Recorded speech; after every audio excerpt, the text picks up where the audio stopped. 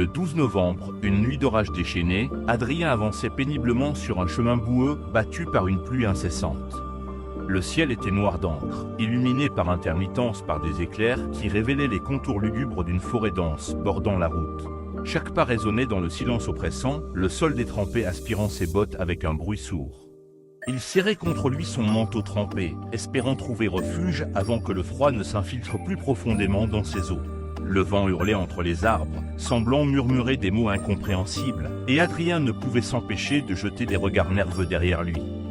Il savait qu'il n'y avait rien, mais la solitude amplifiait sa paranoïa. Le voyage avait commencé comme une simple excursion pour fuir la monotonie de sa vie en ville, mais il se demandait maintenant s'il arriverait à destination. Une lumière vacillante, pâle et incertaine, apparut soudain à travers la brume. Adrien plissa les yeux, hésitant à croire à sa chance. Était-ce une maison? Une auberge? Peu importait, cela signifiait chaleur, toit et peut-être un repas chaud. Il accéléra le pas, ignorant la douleur de ses jambes fatiguées. En s'approchant, il découvrit un vieux bâtiment à 2 étages, encadré par des arbres tordus. L'auberge avait l'air d'un autre temps, avec ses murs en pierre usée, son toit d'ardoise noire et des volets qui claquaient sous l'assaut du vent. Une enseigne en bois à moitié effacée pendait au-dessus de la porte. L'auberge des nuits sans fin. Adrien poussa la porte avec effort. Une cloche rouillée tinta faiblement pour annoncer son entrée. À l'intérieur, il fut immédiatement enveloppé par une chaleur agréable et l'odeur de bois brûlé. La lumière tamisée des chandeliers suspendus illuminait une salle commune rustique, aux poutres apparentes et aux murs décorés d'anciennes cartes et de portraits fanés. Un homme se tenait derrière un comptoir en bois massif, grand, mince, avec un visage creusé par les années. Il observait Adrien avec des yeux sombres mais calmes. Sa voix grave et mesurée brisa le silence. « Vous cherchez un abri ?» Adrien hocha la tête, encore à bout de souffle. « Oui, la tempête, je me suis perdu !» L'homme acquiesça lentement. « Vous êtes arrivé au bon endroit. Ici, on accueille ceux qui ont besoin de repos. » Adrien déposa son sac près de l'entrée, soulagé d'être enfin à l'abri. L'aubergiste lui tendit une clé attachée à un vieux porte-clés en cuir. « Chambre 7, en haut des escaliers, au bout du couloir. Le dîner est servi à 20h si vous avez faim. » Adrien le remercia et monta les escaliers grinçants. Chaque marche protestait sous son poids, et il ne pouvait s'empêcher de remarquer les portraits accrochés au mur. Les visages semblaient le fixer, comme s'il suivait ses mouvements. Il secoua la tête, attribuant cette sensation à sa fatigue. La chambre était petite mais confortable, avec un lit en fer forgé recouvert d'une épaisse couverture en laine. Une petite fenêtre donnait sur la forêt, mais elle était embuée par l'humidité. Adrien retira son manteau trempé et s'assit sur le lit, écoutant le craquement du bois sous lui. Un calme étrange régnait, comme si le monde extérieur avait disparu.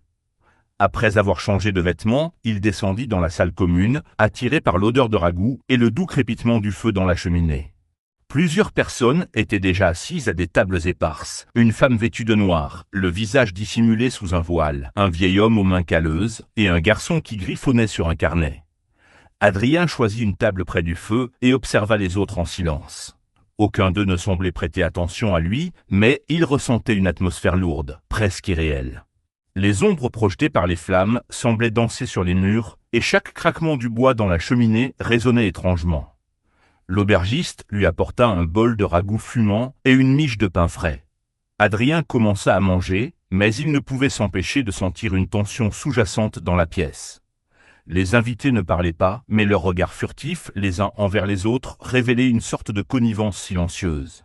Quand il finit son repas, Adrien osa poser une question à voix basse, s'adressant au vieil homme assis à une table voisine. « Cette auberge, elle est ici depuis longtemps. » Le vieil homme leva les yeux, un sourire énigmatique se dessinant sur ses lèvres. « Aussi longtemps que les voyageurs ont besoin d'un endroit pour réfléchir. Mais rappelez-vous ceci, ici, les nuits peuvent sembler longues, très longues. » Adrien sentit un frisson parcourir son échine, mais il ne répondit rien. Il se contenta de fixer les flammes dans la cheminée, tandis qu'une pensée troublante germait dans son esprit. Cette nuit serait-elle aussi paisible qu'elle le semblait? Alors, Édouard fit un choix. Il abandonna le navire et son équipage, prenant une chaloupe pour tenter de sauver sa propre vie. Ce fut un acte de survie, mais aussi de lâcheté, car il savait qu'il condamnait les autres en agissant ainsi. Les flammes dans la cheminée semblaient vaciller au rythme des paroles du vieil homme, projetant des ombres mouvantes sur les murs. Adrien, absorbé, se pencha légèrement en avant, comme pour ne pas perdre un mot. « Édouard survécut », poursuivit le vieil homme. Il fut retrouvé sur une plage quelques jours plus tard, affamé, épuisé, mais vivant. Cependant, il ne retourna jamais en mer.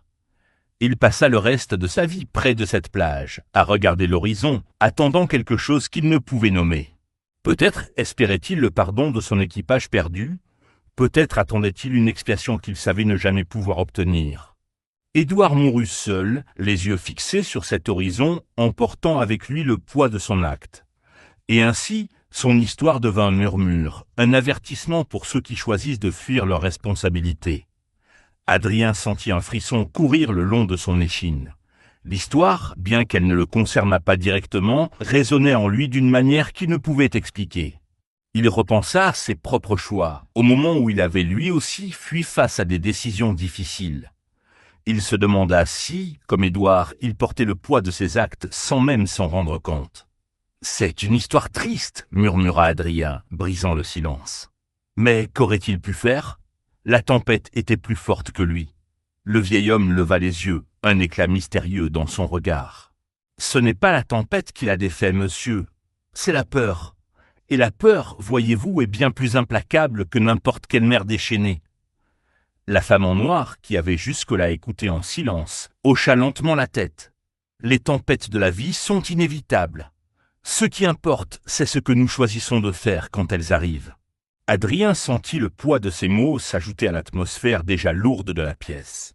Il regarda autour de lui, cherchant une échappatoire, mais le brouillard à l'extérieur rendait toute fuite impossible.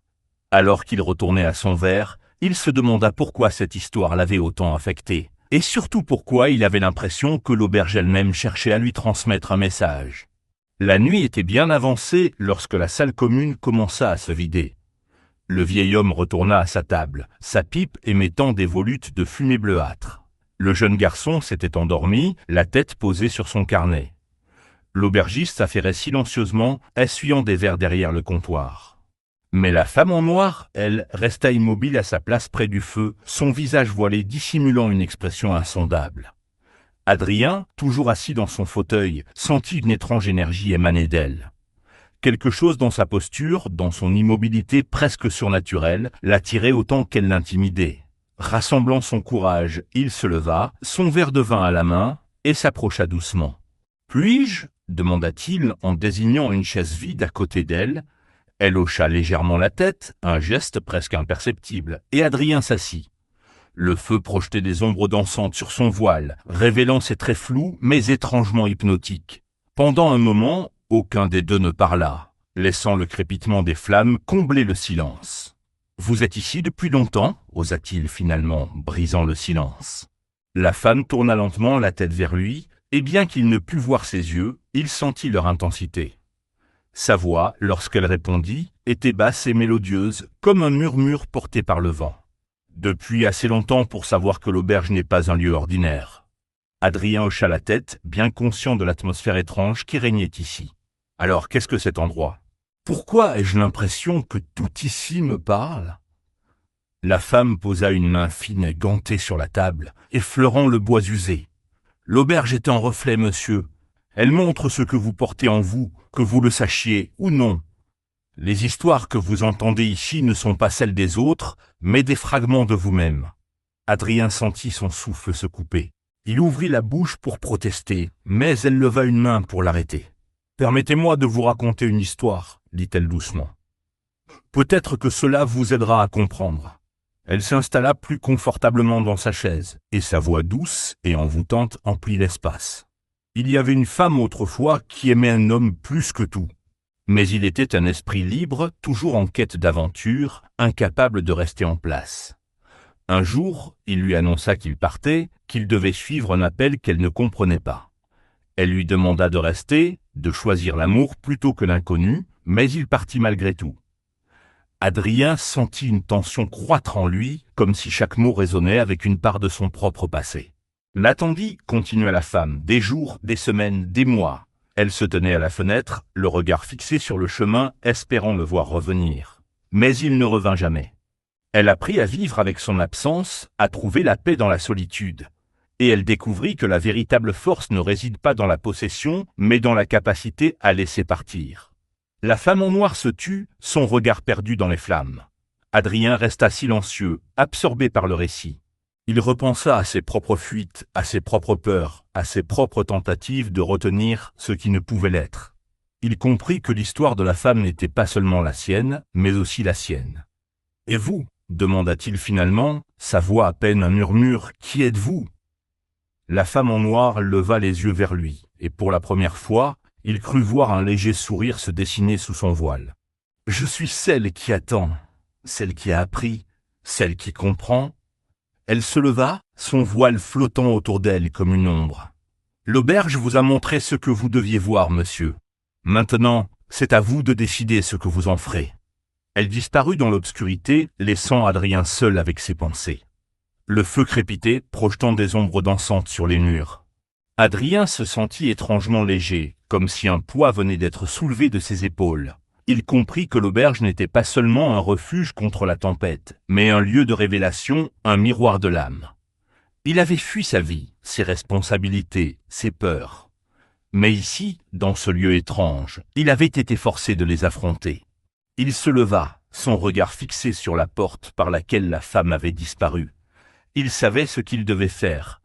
Il devait retourner à sa vie, non pas pour la fuir, mais pour la vivre pleinement, avec courage et sans regret. Le lendemain matin, Adrien quitta l'auberge des Nuits sans fin. Le brouillard s'était dissipé et le soleil brillait dans un ciel clair. Il se sentit revigoré, prêt à affronter le monde. Il ne savait pas ce que l'avenir lui réservait, mais il savait qu'il était prêt à l'accueillir. Et dans son cœur, il emportait le souvenir de l'auberge, un lieu où les histoires se racontaient, où les vérités se révélaient et où les âmes trouvaient la paix. Il savait qu'il ne l'oublierait jamais.